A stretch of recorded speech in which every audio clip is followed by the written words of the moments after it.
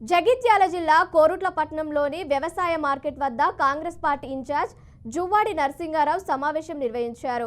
MLA Kalvakuntla Sanjay తలపెట్టిన రైతు యాత్రపై ఆయన ఫైర్ అయ్యారు.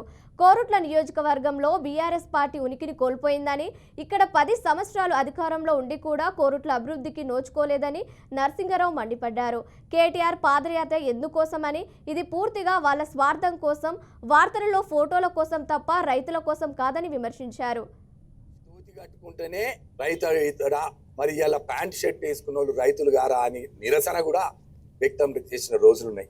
అది కాకుండా ఇవాళ వాళ్ళు 15 సంవత్సరాలు ఇక్కడ అధికారంలో ఉండి 10 సంవత్సరాలు టిఆర్ఎస్ ప్రభుత్వం అధికారంలో ఉండి నడుస్తున్న షుగర్ ఫ్యాక్టరీని రైతులకు ఎవరైనా పొట్టగొట్టినరు ఈ తెలంగాణ రాష్ట్రంలో అంటే కేవలం టిఆర్ఎస్ ప్రభుత్వం.